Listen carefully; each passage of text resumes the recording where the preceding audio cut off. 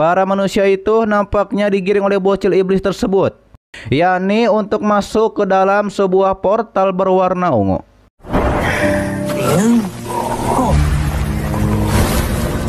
Sementara itu, diperlihatkanlah seorang wanita yang berlari karena dikejar-kejar oleh penjaga.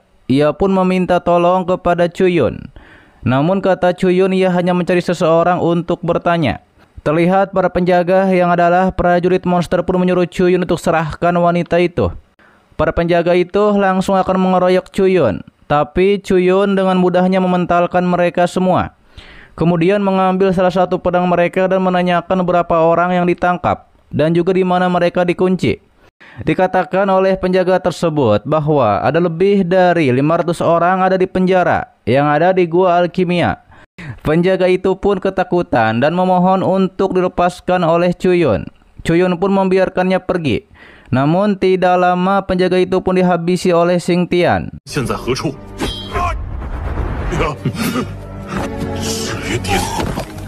Kemudian Chuyun melemparkan pedang kepada Xingtian. Xingtian marah mengapa Chuyun ingin menyerangnya. Namun kata Nona Landro bahwa Xingtianlah yang merusak rencana Chuyun. Karena sebenarnya Chuyun sudah menanamkan jejak jiwa kepada penjaga yang akan kabur. Akan tetapi Nona baju biru tahu di mana penjaranya dan ia akan membawa Chuyun dan tim ke gua alkimia. Terlihat Chuyun pun memberikan uang kepada pemandu jalan. Disebabkan cukup untuk memandu sampai sini saja. Tapi pemandu jalan tidak mau menerima uang itu.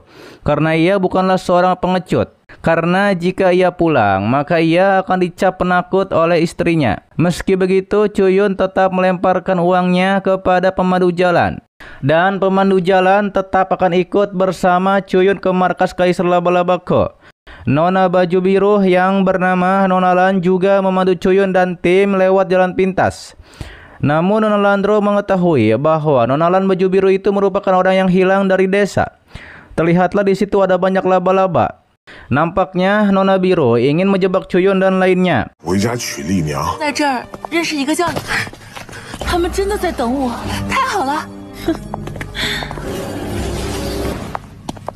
Hingga akhirnya Chuyun dan tim sampai di gua yang di sana terdapat banyak orang yang terperangkap oleh jaring laba-laba. Nampaknya Nona biru membawa Chuyun dan tim ke sini untuk dijebak karena ia sudah menyerang Chuyun dengan racun laba-laba. Manusia laba-laba muncul di sana dan nampaknya akan menangkap Nona Lan. Tapi Chuyun langsung menghilangkan kepala Kaisar Laba-Laba itu. Diperlihatkanlah sebelumnya bahwa Chuyun dan lainnya tidak terkena oleh kabut racun. Kemudian manusia laba-laba itu pun menyambungkan kepalanya lagi dan menggunakan orang-orang yang ia tangkap untuk dikendalikan menyerang kepada Chuyun dan tim. Chuyun membuat pingsan orang-orang dari kerajaan Dacu yang ditangkap oleh Kaisar Laba-Laba.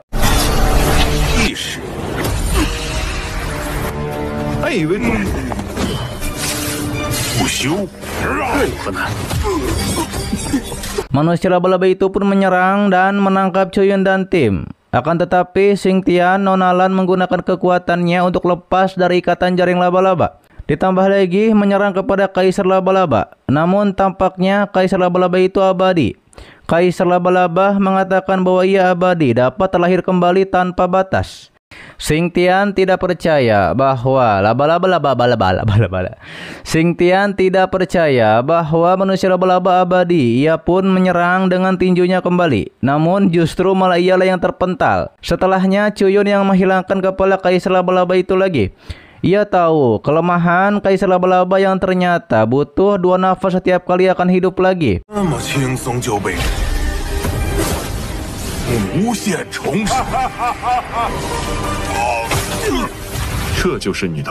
Chuyun pun mendapatkan pil iblis dari Kaisar Laba-Laba tersebut. Namun Nona biru ingin pil iblis yang didapatkan oleh Chuyun. Ia mengatakan bahwa ia ditangkap oleh orang-orang dari kota emas hitam dan tidak ada yang berani untuk menyelamatkannya. Ia mengkhawatirkan keluarganya yang ada di desa termasuk putranya. Daripada itulah ia beralih untuk bekerja sama dengan klan Laba-Laba. Chuyun menegaskan yang salah adalah Nona biru. Ia juga memberitahu bahwa bocil yang ia selamatkan waktu itu yang adalah Xiaobai masih baik-baik saja. Untuk membuktikannya, Chuyun memperlihatkan bocil Xiaobai yang ternyata adalah putra dari Nona biru itu. Chuyun menyuruh Nona Biru dan orang-orang yang sebelumnya diikat oleh jaring laba-laba untuk pulang ke desa. Apalagi Xiaobai sudah menunggu Nona Biru. Setelah pergi, tiba-tiba saja Xingtian seperti kesurupan dan dikendalikan. Ia pun langsung menyerang kepada Nona Lan. Untungnya saja Chuyun tepat waktu untuk menyelamatkan Nona Lan. Xingtian mengatakan bahwa orang-orang yang di depannya semuanya harus meninggoy.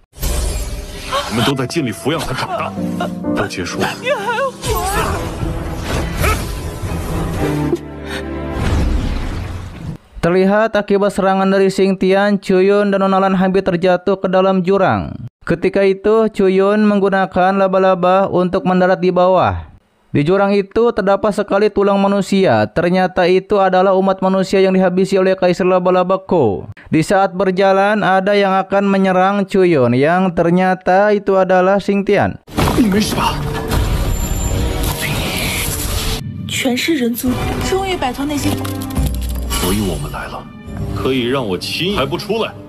Nona Lan tidak menyangka Xingtian bekerja sama dengan Kaisar Laba-Laba Ko untuk menghabisi Chuyun. Dan Xingtian adalah pengkhianat umat manusia. Xingtian pun menggerakkan 3.000 laba-laba berwajah manusia untuk menyerang Chuyun. Chuyun menggunakan serangan pedang terbang untuk menghabisi 3.000 laba-laba itu. Ia tahu bahwa Xingtian itu dikendalikan oleh Kaisar Laba-Laba. Benar saja muncul Kaisar Laba-Laba Ko yang heran mengapa Chuyun bisa tahu bahwa ia mengendalikan Xingtian.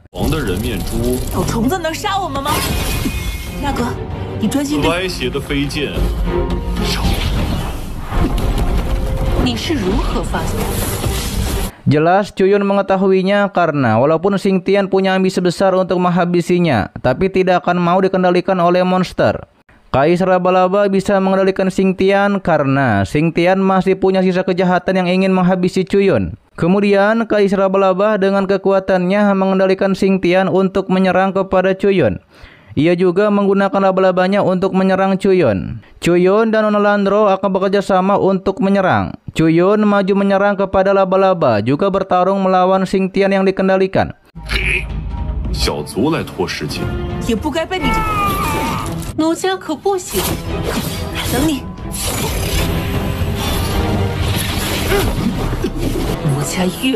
Walau Chuyun berhasil memotong jaring laba-laba yang mengendalikan Xingtian, namun ternyata Xingtian masih bisa dikendalikan.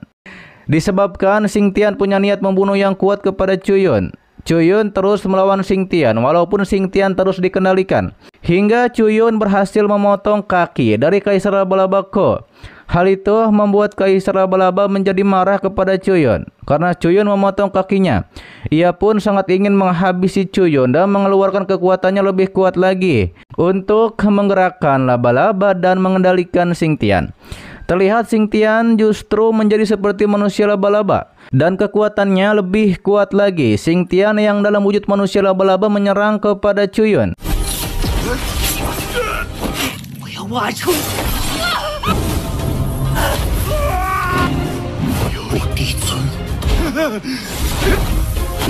Namun Chuyun mengingatkan kepada Xingtian apakah Xingtian tidak malu dengan dirinya sendiri dan apakah ingin membalas dendam dengan penampilannya yang seperti ini dikendalikan. Chuyun menegaskan bahwa Xingtian adalah anggota keluarga Chu dan juga penerus dari keluarga kerajaan Dachu. Tapi Xingtian yang masih punya kesadaran, ia meminta Chuyun untuk menghabisinya saja karena ia terlahir sebagai manusia. Kematian juga merupakan hal yang manusiawi. Nampaknya Xingtian akan meledakkan diri sendiri. Tapi saat itu Chuyun menggunakan serangan formasi pedangnya dan berhasil memutus tali yang mengendalikan Xingtian.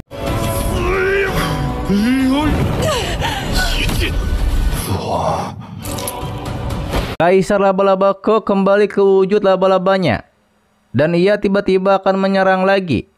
Namun dihalau oleh Chuyun. Chuyun nampaknya terkena sesuatu dan akan dikendalikan oleh Kaisar Laba-Laba Ko. Chuyun sesegera mungkin mengirim Xingtian untuk menjauh darinya. Setelah itu diperlihatkanlah Chuyun seperti ada di lautan kesadaran. Ia pun dicekik oleh kekuatan dari Kaisar Laba-Laba Ko. Nampaknya Chuyun akan dijadikan boneka juga oleh Ratu Laba-Laba. Kaisar Laba-Laba Ko menyuruh Chuyun untuk menjadi bonekanya dan jatuh ke dalam kegelapan.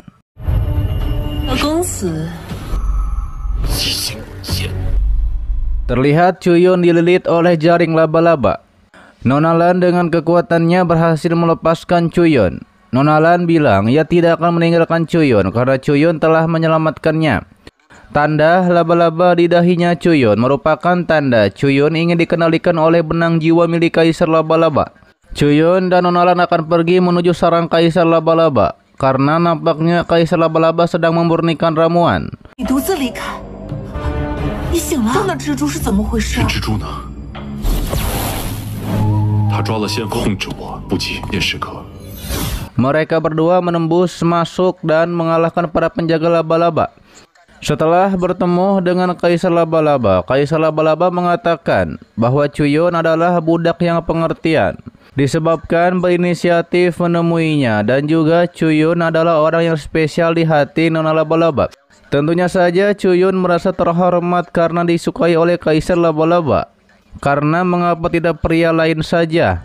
Kata Kaisar Laba-Laba, ribuan pria itu tidak beruntung seperti Chuyun. 美人心中这公子想让奴家不行，用目多时，管告诉我，如何能与和美人，难不成？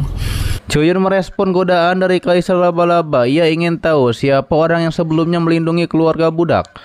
Namun sayangnya orang itu mengkhianati Kaisar Laba-Laba dan mencuri pil iblisnya untuk diberikan kepada kekasihnya. Kaisar Laba-Laba menyuruh Chuyun untuk meminum segelas minuman anggur. Dengan begitu, maka Chuyun akan menjadi milik Kaisar Laba-Laba. Namun Chuyun menggertak, ia lebih senang. Ia kehilangan 6 kaki laba-laba. 朝一日取我腰带，说什么人妖事，我就忘。你要让所有人知有我，希望我只属于你。 Mendengar hal itu, Kaisar Laba-Laba pun langsung masuk ke dalam mode laba-labanya.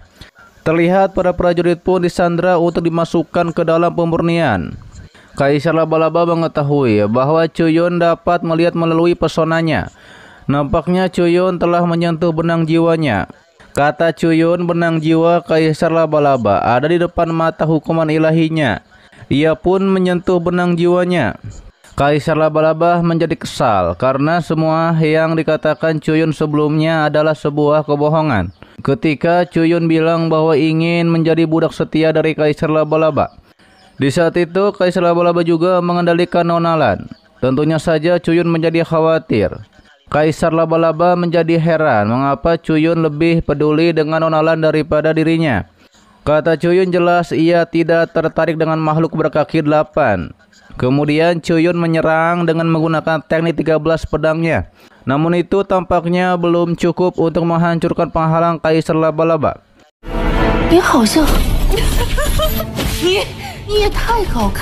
Kaisar Laba-Laba sangat membenci Chuyun. Ia pun akan menangkap Chuyun dan memasukkannya ke dalam tungku alkimianya. Ia akan membuat Chuyun meminta tolong seperti para prajurit yang dimasukkan ke dalam tungku alkimianya.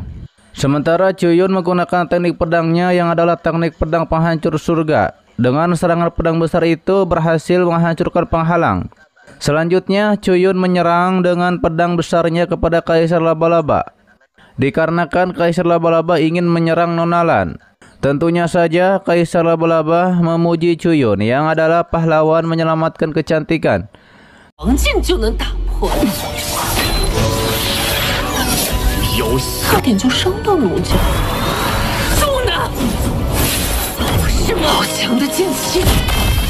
Namun tiba-tiba saja Chuyun ditikam dari belakang oleh Nonalan.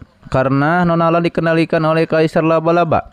Lalu kemudian Chuyun ditangkap oleh Kaisar Laba-Laba. Chuyun menjadi heran mengapa Kaisar Laba-Laba bisa mengendalikan Nonalan dengan mudah. Ia pun menduga nampaknya dulu Kaisar Laba-Laba punya hubungan dengan Nonalan. Disebabkan terlihat Nonalan sepertinya patuh kepada Kaisar Laba-Laba.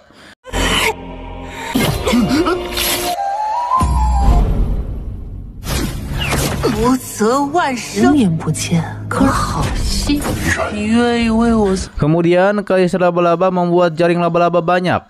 Kemudian menyuruh para bawahannya untuk menyiapkan tungku. Nampaknya itu adalah tungku alkimia. Kaisar Laba-Laba akan menjatuhkan Nonalan ke dalam tungku. Ia pun mengatakan ingin tahu bagaimana keadaan Nonalan sekarang. Karena biasanya Nonalan itu mengamuk. Mendengar hal itu, Chuyun mengetahui bahwa Kaisar Laba-Laba lah yang membuat Nonalan tidak terkendali. Karena hanya dengan begitu, maka Nonalan bisa mendapatkan kembali ingatan masa lalunya. Kaisar Laba-Laba akan menggunakan Nonalan untuk menyempurnakan pil Tiandao kelas 10, yakni untuk membuat dirinya menembus ranah yang lebih tinggi lagi. 毕竟吞噬生那家伙为了他好，效果越好。你会那么好心？先人族嘛，吞噬的人也越来越少。 Sementara Nonalan yang sudah sadar, ia pun sangat marah pada Kaisar Laba-Laba karena yang membuat neneknya meninggoy dan para warga desa yang tidak bersalah. Ia menegaskan bukankah hidup mereka adalah hidup mereka, bukan milik Kaisar Laba-Laba.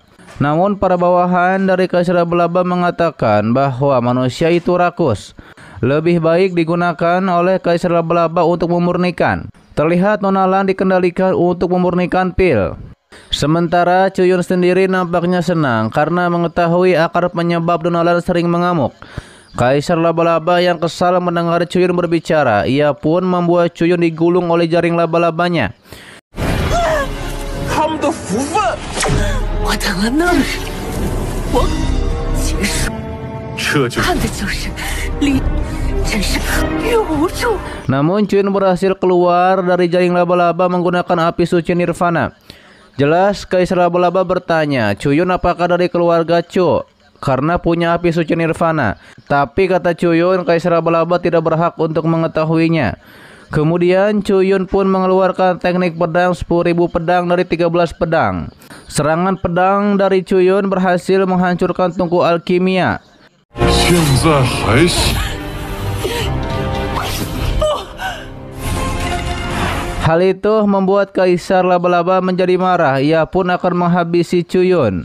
Lalu ia pun berubah menjadi mode full laba-labanya. Kaisar Laba-Laba menyerang dengan sangat marah. Ia pun menyerang dengan berbagai teknik, hingga berhasil membuat Chuyun tidak bisa bergerak.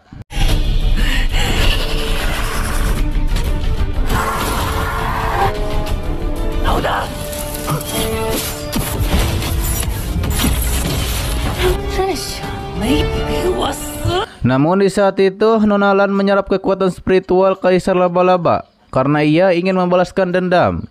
Disebabkan Kaisar Laba-Laba sebelumnya yang membuat neneknya meninggoy dan membuat ia menghabisi para penduduk desa.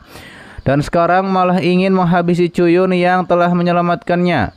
Nonalan terus menyerap kekuatan spiritual Kaisar Laba-Laba sampai membuat ranah Kaisar Laba-Laba menjadi turun.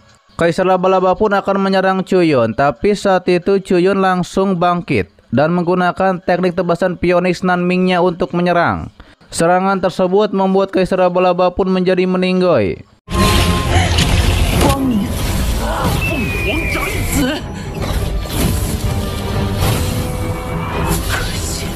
Sementara itu di tempat lain, pimpinan dari klan monster menyebut Chuyun sangat berani pergi ke pedalaman klan iblis, bahkan menghabisi kaisar klan iblisnya. Ia pun ingin melihat siapa orangnya.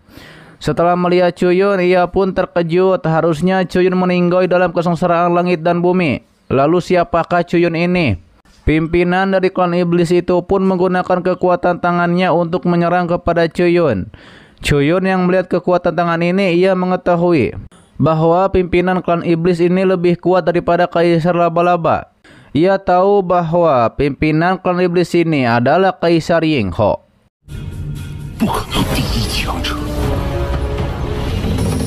Terlihat Chuyun mencoba melawan kekuatan tangan tersebut dengan 13 teknik pedangnya, namun itu belum berhasil.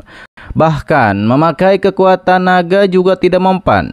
Dikatakan oleh kekuatan tangan itu yang adalah pimpinan Tuan Iblis bahwa di bawah Kaisar Surga semuanya adalah semut.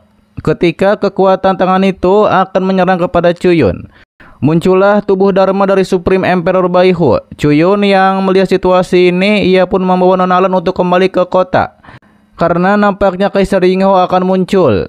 Tidak lama benar saja muncullah Kaisar Yingho, itu yang seperti robot hitam. Kaisar Yingho nampaknya berambisi untuk naik ke ranah yang lebih tinggi lagi.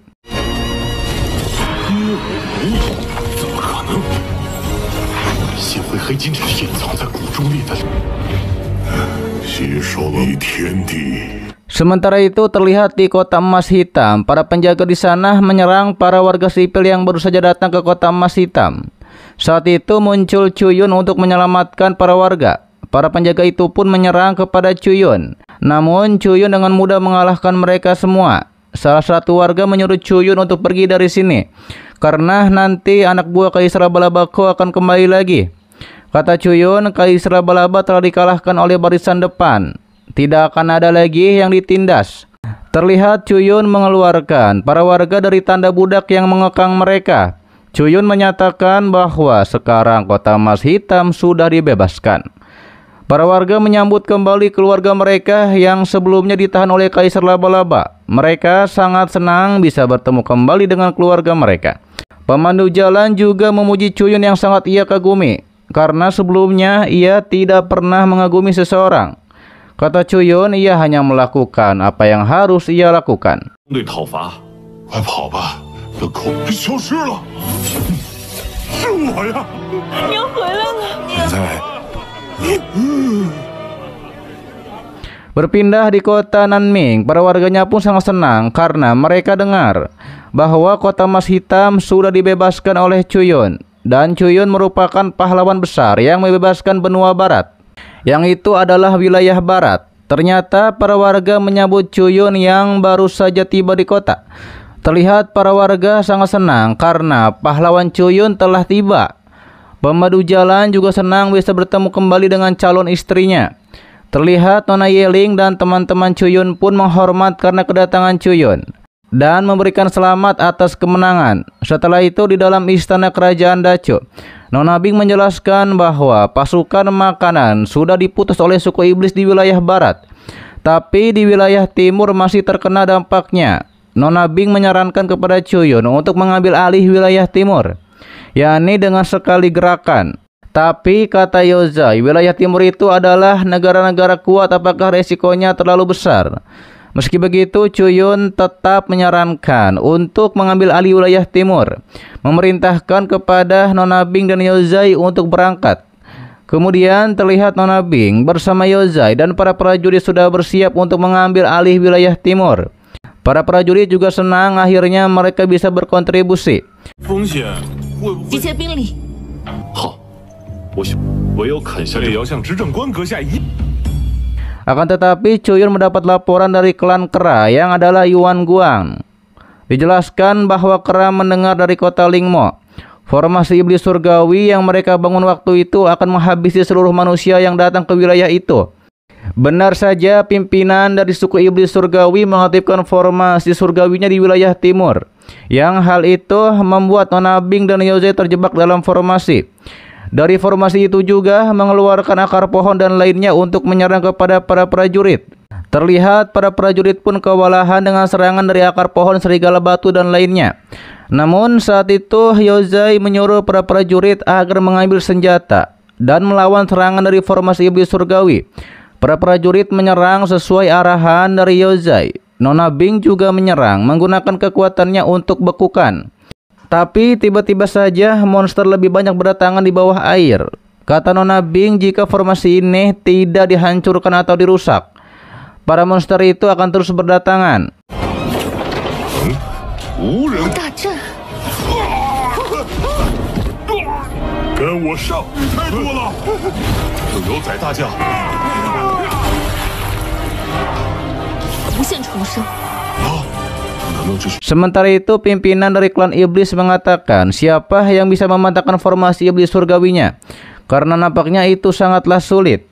Ia pun berencana untuk memancing Liu Xiang keluar untuk diserang olehnya. Sementara itu Liu Xiang sendiri marah karena 100.000 tentara elit telah meninggoy di medan perang. Disebabkan oleh formasi iblis surgawi, Liu Xiang akan pergi ke medan perang. Tapi kata prajuritnya mungkin itu hanyalah jebakan. Liu Xiang pun tetap bersikeras walaupun itu hanyalah jebakan. Ia harus pergi untuk menyelamatkan banyak manusia. Saat itu prajurit melapor kepada Liu Xiang bahwa Chuyun mengirimkan surat. Liu Xiang membaca surat itu dari Chuyun. Setelah membacanya, Liu Xiang mengatakan bahwa kehidupan prajurit dari semua sisi di garis depan semuanya adalah harapan semua umat manusia.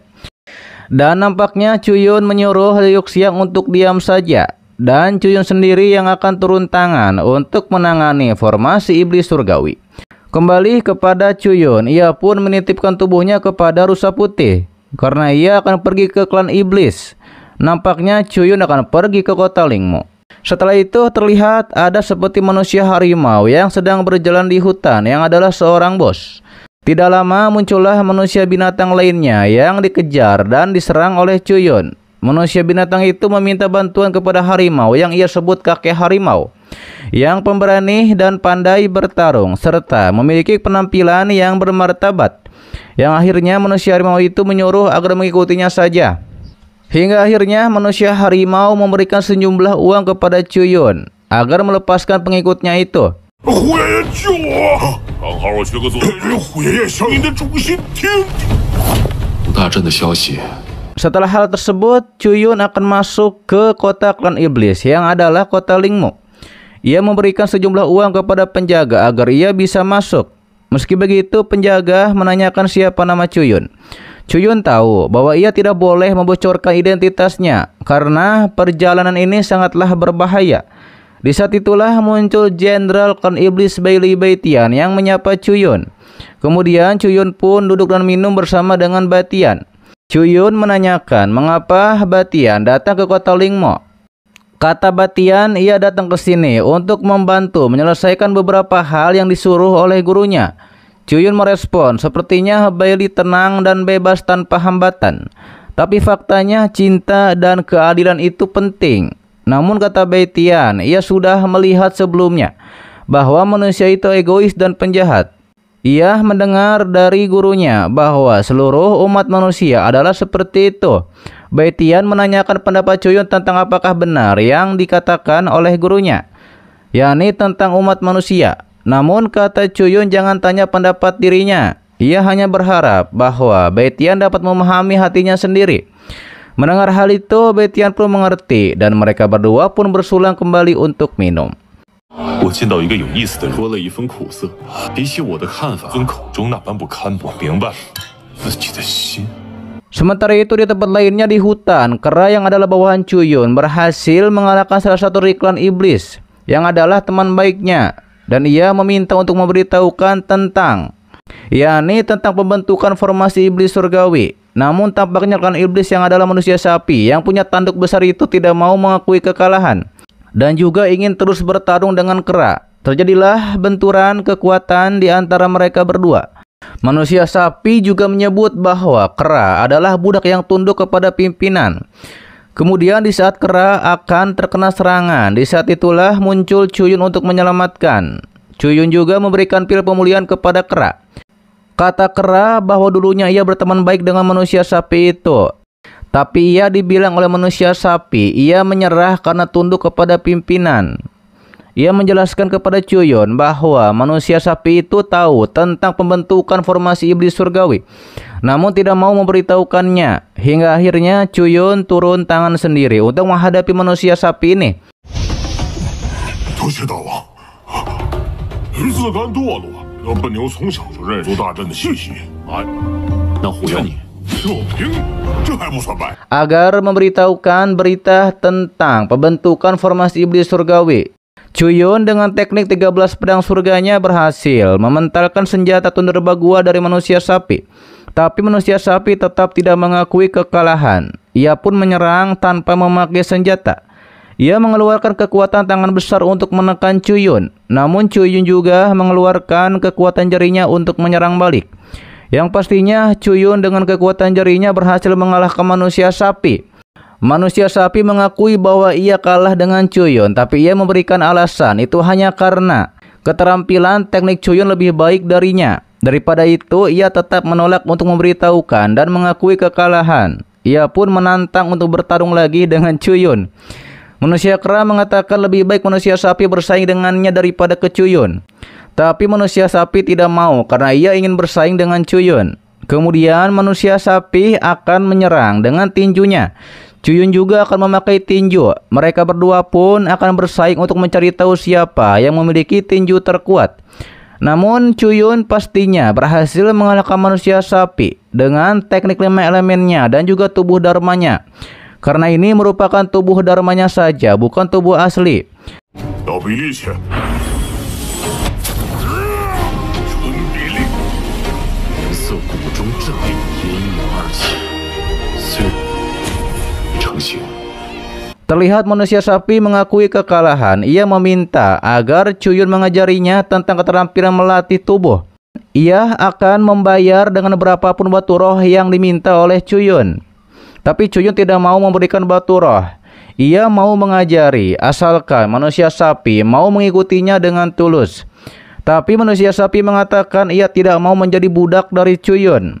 Ditegaskan oleh manusia kera yang adalah teman baiknya, bahwa Chuyun tidak menganggap bawahannya itu adalah budak, tapi lebih ke rekan bertarung dan juga sebagai teman.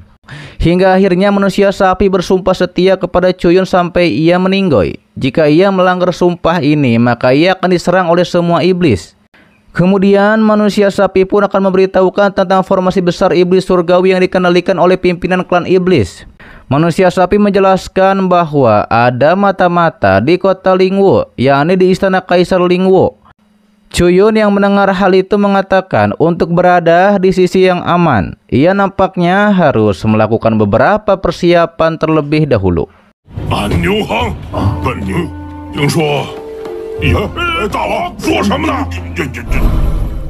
Setelah itu terlihat manusia kerbau dan kera menantang manusia harimau yang ada di dalam rumah untuk keluar. Tidak lama manusia harimau itu keluar untuk menyerang mereka berdua. Kera dan manusia kerbau pun memancing harimau itu untuk bertarung di tempat lain. Kemudian Chuyun ada di sana, ia pun mengecek dan benar ternyata di sini ada formasi besar yang telah ditemukan. Formasi itu mengeluarkan wujud dari manusia harimau. Tubuh dharma manusia harimau itu marah karena beraninya Chuyun menembus ke makam yang dijaga oleh Kaisar Harimau Terbang. Chuyun melawan tubuh dharma manusia harimau dengan kekuatan jarinya, dibantu oleh nona burung yang adalah roh pedangnya Chuyun. Chuyun dan nona burung bekerja sama untuk menghancurkan api formasi 9. Hingga akhirnya mereka berhasil melakukannya.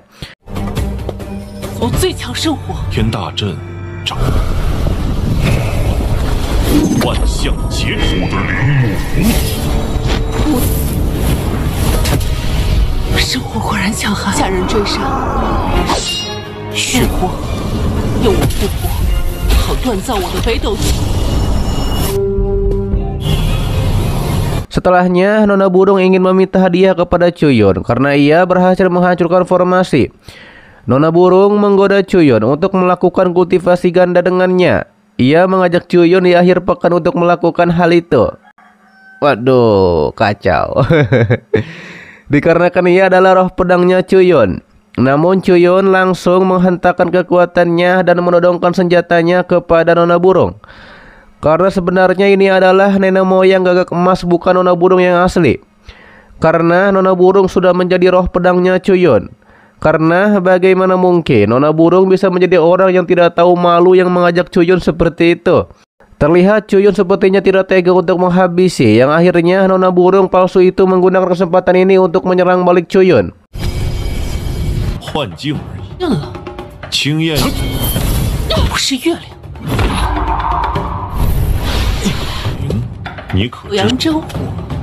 Terlihat nona burung palsu itu sepertinya ingin merebut lautan kesadaran Chuyun. Ia masuk ke dalam lautan kesadaran milik Chuyun. Di sana ia sangat begitu senang karena energi di sini begitu melimpah. Ia pun menyerap energi yang ada dalam lautan kesadaran Chuyun. Ia mengatakan dengan energi ini ditambah dengan 9 api sejati miliknya, ia menjadi semakin kuat. Namun tidak lama Chuyun muncul dan mengeluarkan energi yang sudah diserap oleh nona burung. Nona burung sangat marah karena Chuyun sebenarnya ingin menjebaknya di sini. Ia pun langsung menyerang dengan kekuatan apinya. Akan tetapi muncul tubuh dharma dari Supreme Emperor Baihu yang menyapu lautan api nona burung. Nona burung mengetahui bahwa Chuyun ingin memanfaatkannya untuk membangkitkan kesadaran milik Supreme Emperor Baihu.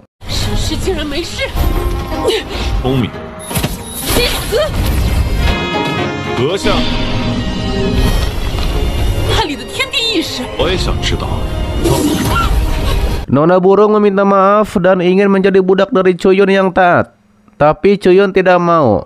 nona burung itu dihancurkan oleh Supreme Emperor Baiho. Lalu apinya disimpan oleh Chuyun. Chuyun berterima kasih kepada tubuh Dharma Supreme Emperor Baiho. Kata Supreme Emperor Baiho, bawakan Dewa Gagak Emas kepadanya. Chuyun menurutinya, tapi ia ingin tahu seperti apa dirinya. Ditegaskan oleh Supreme Emperor Baiho, Chuyun akan mengetahui siapa dirinya ketika Chuyun sudah ada di level Supreme Emperor dan juga bisa memulihkan ingatan kembali. Ditambah lagi Supreme Emperor Baiho berhutang budi kepada Chuyun dan mereka ditakdirkan untuk bertemu lagi di suatu hari nanti.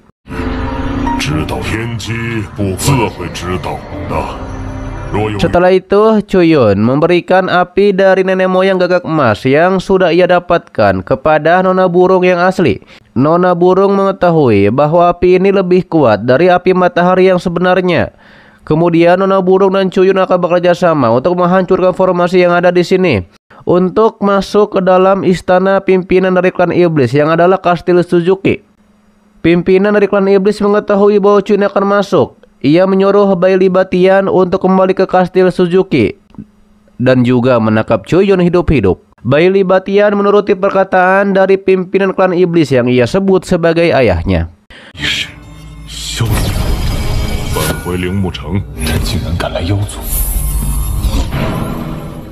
Sementara itu di hutan, kera dan manusia sapi melawan Raja Harimau. Namun tampaknya Raja Harimau mengantuk karena ini terlalu membosankan.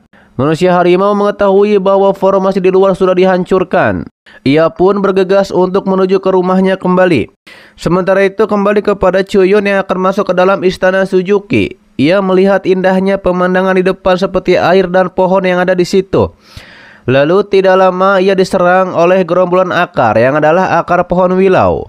Chuyun gunakan teknik 13 pedangnya. Itu berhasil memukul mundur akar pohon wilau.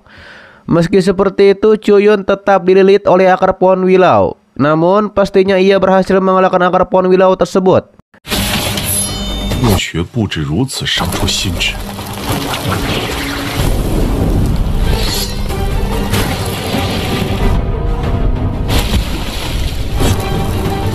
Tidak berselang lama, ia diserang oleh pedang manusia harimau yang baru saja muncul. Manusia harimau marah kepada Chuyun, beraninya masuk tanpa izin ke area terlarang Kastil Suzuki. Kata Chuyun, ada harta karun yang ia inginkan di sini. Daripada itu ia datang untuk mengambilnya. Akan tetapi muncul kera dan manusia sapi yang menyerang kepada Raja Harimau. Mereka berdua pun meminta maaf kepada Chuyun karena tidak berhasil menghentikan Raja Harimau di hutan. Chuyun tidak mempermasalahkan hal itu karena kekuatan Raja Harimau lebih kuat. Meski begitu, mereka berdua akan tetap maju untuk menahan Raja Harimau agar tidak mengganggu Chuyun. Hingga akhirnya mereka berdua pun bertarung kembali dengan Raja Harimau, walaupun mereka berdua terpental oleh serangan dari Raja Harimau.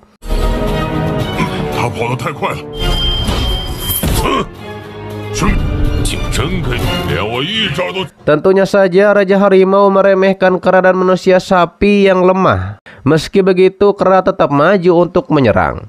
Kembali kepada Chuyun yang mengecek, ternyata apinya belum bisa mengimbangi kecepatan pertumbuhan dari akar pohon wilau. Chuyun pun kembali kepada kera dan manusia sapi yang kewalahan melawan Raja Harimau. Kemudian Chuyun turun tangan langsung untuk melawan Raja Harimau. Chuyun mengeluarkan banyak pedang terbangnya untuk melawan Raja Harimau. Raja Harimau terkena serangan pedang terbang dari Chuyun. Raja Harimau sangat marah dengan hal itu karena Chuyun berani menyakitinya.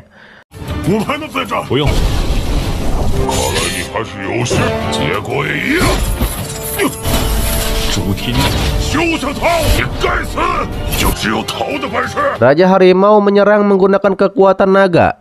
Dibalas oleh Chuyun dengan teknik 13 pedang badainya. Terjadi benturan kekuatan yang hebat di antara mereka berdua. Namun pada akhirnya Chuyun berhasil memukul mundur Raja Harimau ke dalam air.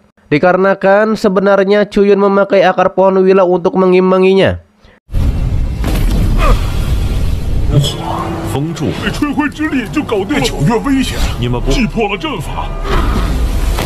Tidak lama Raja Harimau keluar dari air. Ia sangat marah kepada Chuyun, lalu mengeluarkan wujud aslinya yang adalah harimau terbang merah. Harimau terbang menyerang kepada Chuyun, tapi Chuyun bisa mengatasinya dengan naik ke atas punggung harimau terbang dan menyerangnya dari atas.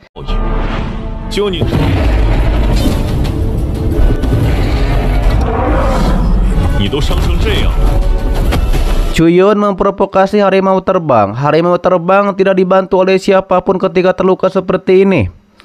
Nampaknya harimau terbang hanya dijadikan budak oleh pimpinan dari klan iblis. Meski begitu, harimau terbang tidak terpengaruh. Ia pun akan menyerang Chuyun dengan serangan dari mulutnya, tapi dibalas oleh Chuyun dengan serangan api Phoenix Nanming. Serangan itu pun berhasil menghabisi harimau terbang. Selanjutnya, Chuyun mengajak dua temannya untuk pergi saja.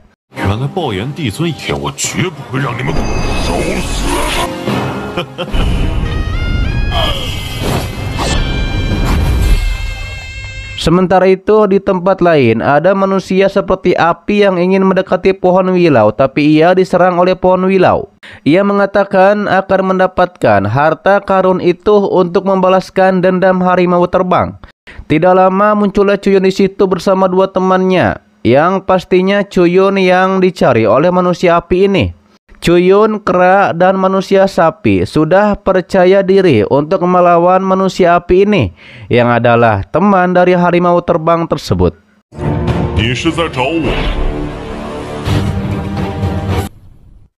Chuyun langsung diserang oleh pohon roh yang ada di situ. Ia mengetahui bahwa formasi roh ini agak mirip dengan pohon wilau kuno. Terlihat manusia sapi juga diserang oleh pohon roh tersebut. Manusia api yang adalah Supreme Emperor tersebut mengatakan, kesampingkan dulu masalah di antara mereka. Lebih baik bekerja sama untuk menghancurkan pohon roh itu. Karena dikatakan oleh Supreme Emperor Api, Chuyun hanya punya pilihan untuk bekerja sama. Hanya dengan itu, maka bisa bertahan hidup dari serangan pohon roh tersebut. Namun saat itu pohon roh menantang agar Chuyun dan lainnya maju bersama-sama untuk melawannya. Sementara Chuyun setuju untuk bekerja sama, ia pun menyerang duluan dibantu oleh dua temannya yakni kera dan manusia sapi. Terlihat Chuyun menyerang menggunakan 13 pedang surganya. Namun ternyata Chuyun bukan menyerang pohon roh, melainkan menyerang Supreme Emperor Api.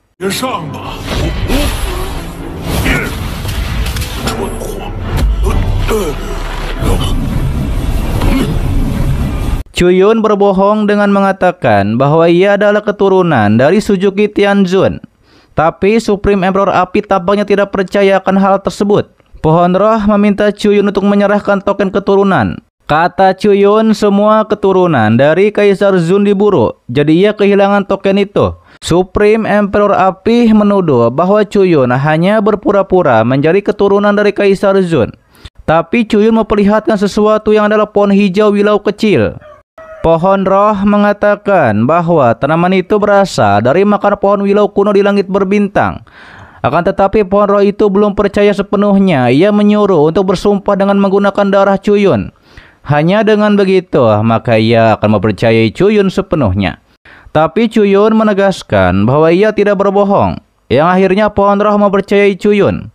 Chuyun mengatakan bahwa ia terus diburu oleh kekuatan yang adalah Supreme Emperor Api. Chuyun memprovokasi bahwa Supreme Emperor Api yang telah menghabisi 73 anggota keluarganya.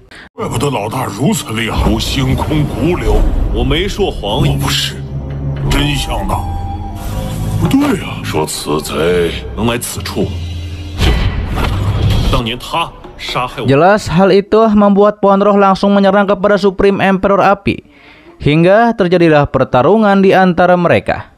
Chuyun juga menyerang Supreme Emperor Api dibantu oleh dua temannya. Supreme Emperor Api menyerang kepada pohon roh menggunakan api biru, sedangkan api merahnya diarahkan kepada Chuyun. Yang akhirnya api merah malah datang kepada pohon roh karena dipancing oleh Chuyun. Chuyun dengan berpura-pura mencoba menyelamatkan pohon roh dari serangan api. Pohon roh menganggap bahwa itu merupakan penyelamatan dari Chuyun. Ia pun kembali menyerang Supreme Emperor Api.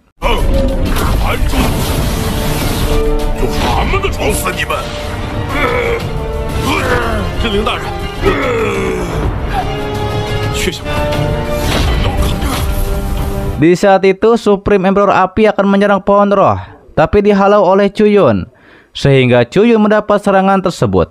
Chuyun terlihat berpura-pura meninggoy. Hal itu membuat dua teman Chuyun langsung menolong bosnya. Hal itu juga membuat Pohon Roh sangat marah karena Supreme Emperor Api menghabisi keturunan dari Kaisar Zun. Pohon Roh nampaknya akan menggunakan kekuatan penuhnya untuk menyerang Supreme Emperor Api, dan ia lebih baik meninggal di sini bersama Supreme Emperor Api dikarenakan memang ia tinggal di sini. Supreme Emperor Api diikat oleh akar berambat dari Pohon Roh, tapi ia berhasil membakar Pohon Roh dengan kekuatan apinya. Setelah berhasil membakarnya, Supreme Emperor Api mengambil sesuatu dari Pohon Roh yang adalah warisan Suzuki.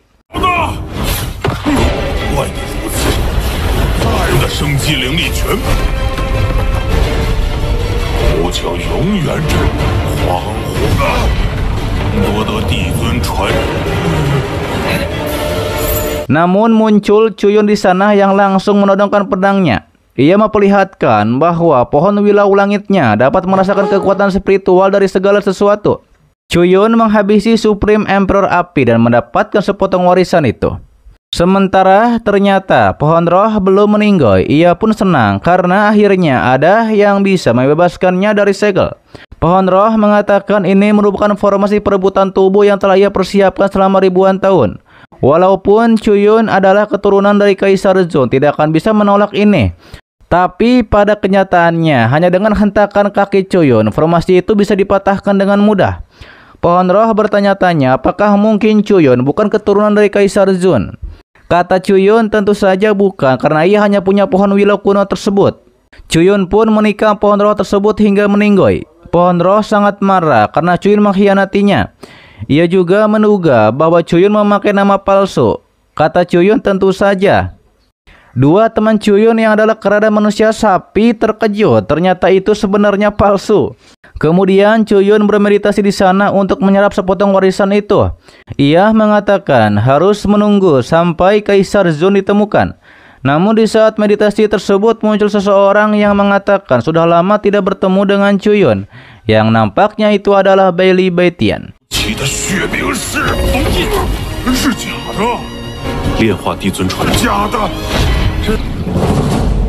Namun saat itu Chuyun langsung memakai topeng karena ia ingin menyamar. Ia harus memperjelas bahwa ras manusia bernama Chuyun dan ras iblis bernama Chuyun itu sama. Baitian memuji bahwa perkembangan kekuatan Chuyun meningkat setelah pertempuran terakhir mereka. Chuyun juga memuji Baitian yang ternyata bisa melewati pegunungan formasi secara langsung. Baitian mengatakan bahwa Chuyun sangat berani masuk ke dalam markas dari pimpinan klan iblis. Daripada itu, Chuyun juga harus mengetahui bahwa ia datang ke sini untuk menghabisi Chuyun. Chuyun menerima tantangan itu dan ia tidak takut apakah Bailey bisa melakukannya. Baitian langsung menyerang dengan kekuatan petirnya kepada Chuyun.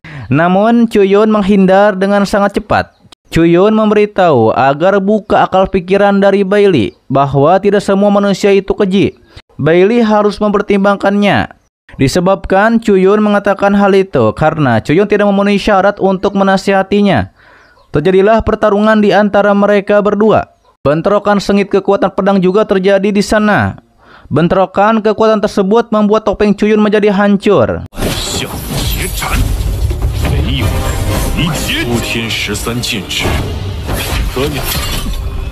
Baitian yang melihat Chuyun terkejut. Ternyata itu adalah Chuyun. Emang benar Chuyun, siapa lagi dong? Kata Chuyun, ia memang adalah Chuyun ras manusia.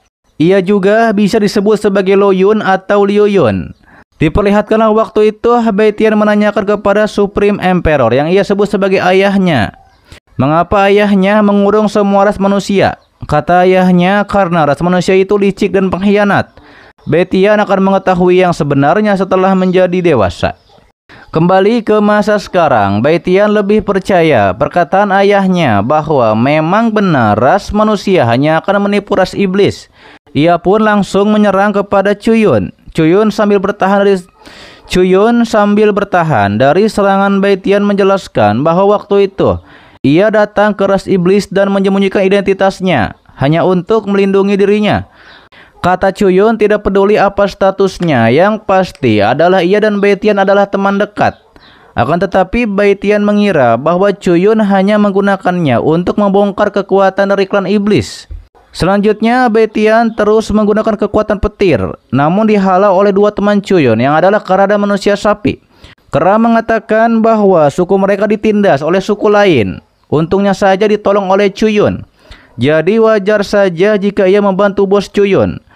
Manusia sapi juga menegaskan kepada Betian bahwa ia bukan budak dari Chuyun, melainkan ia adalah teman dari Chuyun. Mendengar hal itu, Betian tidak percaya bahwa klan iblis bisa berteman dengan manusia. Ia pun akan menyerang lagi dengan kekuatan petirnya. Akan tetapi serangannya dihalau kembali oleh para wanita rubah.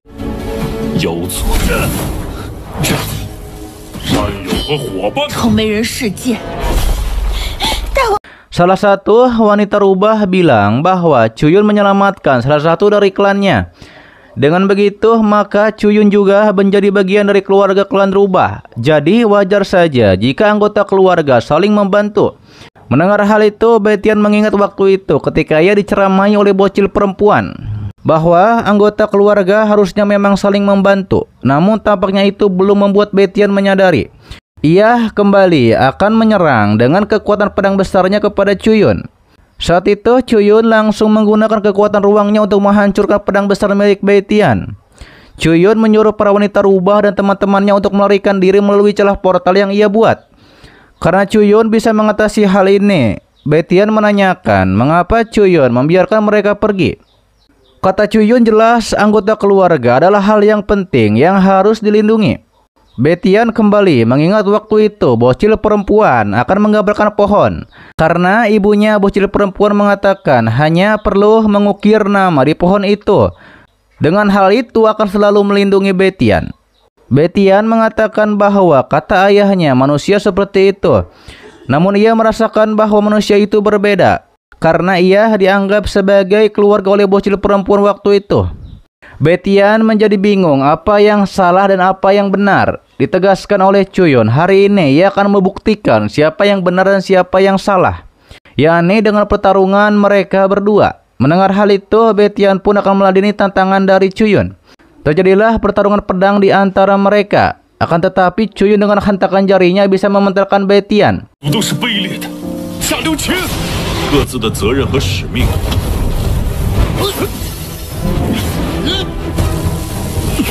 Betian yang merasa bahwa kekuatannya belum cukup untuk mengalahkan Chuyun.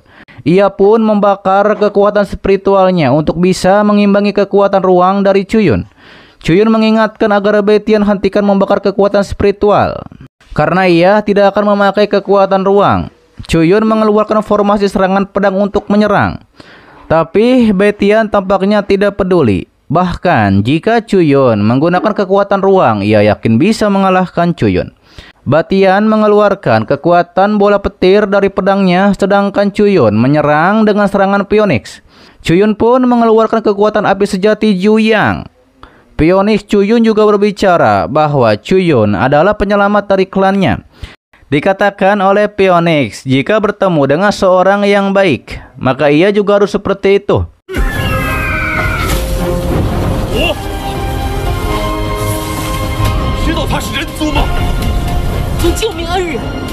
Mendengar hal itu, sontak Betian mengingat ketika bocil perempuan ditikam oleh prajurit klan iblis. Setelah selesai menggambar wajah Betian di pohon, Betian baru menyadari bahwa sebenarnya ialah yang menghabisi bocil perempuan waktu itu. Kemudian Chuyun menyerang dengan kekuatan apinya yang berhasil membuat Betian menjadi tumbang. Betian meminta untuk dihabisi saja oleh Chuyun, karena meninggoy di tangan Chuyun merupakan sebuah kebanggaan baginya. Tapi Chuyun tidak menghabisi Betian. Ia mengatakan bahwa Betian telah mencoba yang terbaik untuk menjadi murid dari Supreme Emperor Yingho. Sudah saatnya sekarang untuk menjadi diri Betian itu sendiri. Karena ia sudah mengatakan sebelumnya bahwa ia dan Betian itu merupakan teman dekat. Namun tiba-tiba saja muncul cahaya yang adalah kemunculan dari Supreme Emperor Yingho, yang adalah pemimpin dari klan iblis. Ia pun menyerang Betian yang telah mengkhianatinya karena bergabung dengan Chuyun. Di saat itu, Betian menyuruh Chuyun dan lainnya pergi dari sini. Tapi ditegaskan oleh Supreme Emperor Yingho, ia tidak akan membiarkan Chuyun dan teman-teman pergi dari sini.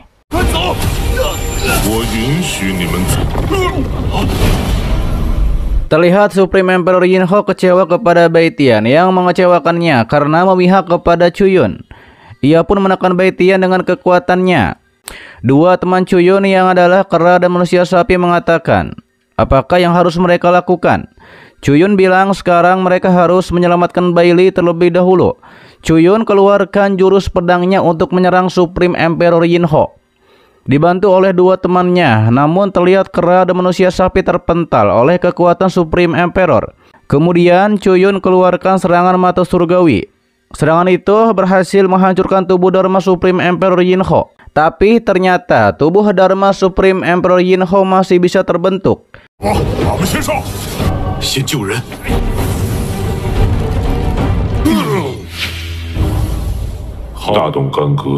Yin Ho mengakui bahwa kekuatan Chuyun memang kuat. Pantas saja Bai Tian bisa dikalahkan oleh Chuyun. Selanjutnya, Supreme Emperor Yin Ho mengeluarkan kekuatannya untuk membuat penghalang di sekitar dan mengeluarkan kekuatan pusaran, kekuatan untuk menyerang. Roda belakang dari Supreme Emperor Yin Ho akan menyerang kepada Chuyun. Chuyun juga menyiapkan serangan pedangnya dari teknik 13 pedang. Terjadilah benturan kekuatan di antara mereka berdua. Setelah itu, roda pun berputar kembali di belakang untuk kembali menyerang kepada Chuyun. Namun terlihat dua teman Chuyun manusia sapi dan manusia kera menghalau serangan tersebut. Sementara Chuyun bersiap dengan serangan Phoenix-nya. Manusia sapi dan manusia kera bersama Phoenix Chuyun menyerang bersamaan kepada serangan yang dilancarkan oleh Supreme Emperor Yin Ho.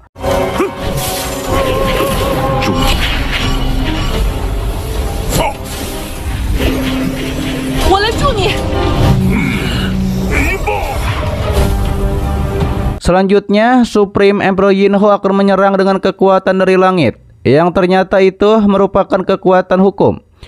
Manusia sapi diikat oleh kekuatan Supreme Emperor Yin Ho, sekaligus menangkap klan dari manusia sapi. Supreme Emperor Yin Ho juga menangkap klan dari manusia kera. Terlihat Chuyun juga ditangkap oleh kekuatan tangan dari Supreme Emperor Yin Ho. Di sisi lainnya, dua nona yang adalah Yafu Yaksin mereka sedang berjalan-jalan di kota. Mereka berdua tampaknya akan membeli labu gula yang mereka sukai. Tapi mereka terkejut. Di langit, tiba-tiba saja ada kekuatan tangan dari Supreme Emperor yang akan menyerang. Dan juga menangkap mereka berdua. Untungnya saja ketika mereka berdua akan ditangkap oleh kekuatan tangan tersebut, mereka diselamatkan oleh seseorang.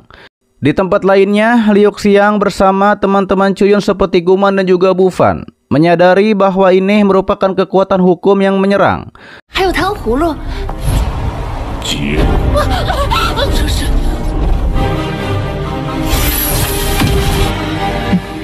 Kembali ke altar, Supreme Emperor Yin Ho ternyata memindahkan klan sapi dan klan kera di sana, yakni untuk diperbudak diikat oleh kekuatan Supreme Emperor Yin Ho. Supreme Emperor Yin Ho mengatakan karena Chuyun tidak mau bekerja sama dengannya, maka ia akan menghabisi Chuyun. Ia menawarkan apakah Chuyun punya 3 permintaan sebelum ia menghabisi Chuyun. Chuyun sendiri justru malah seperti kehilangan kekuatan spiritual dalam tubuhnya, dan nampaknya ia tidak bisa berbuat apa-apa. Supreme Emperor Yin Ho menyerang Chuyun dengan kekuatan hukumnya yang membuat Chuyun sepertinya akan pingsan ketika bola serangan yang besar akan menghantam kepada Chuyun. Di saat itu justru Bai Tian malah menghalangi serangan dari yang ia sebut sebagai ayahnya. Serangan itu berhasil membuat Bai Tian terpental ke bawah.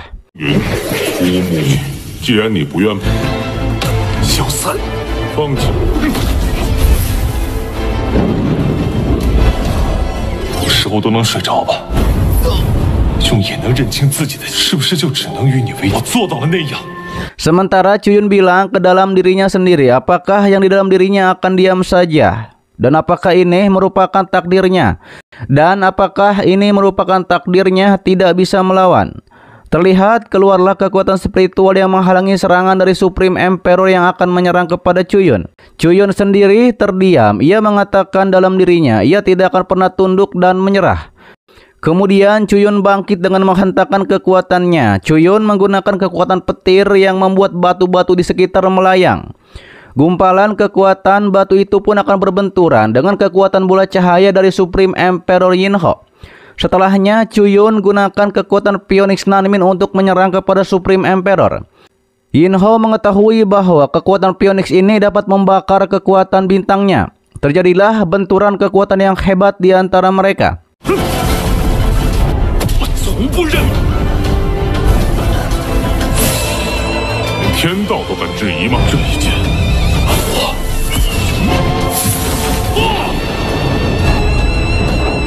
，Setelah itu Liu Xiang memerintahkan untuk mengumpulkan prajurit menembus ke klan iblis. Dikarenakan nampaknya formasi iblis surgawi berhasil longgar karena dihancurkan oleh Chu Yun dari serangan kepada Supreme Emperor Yin Ho.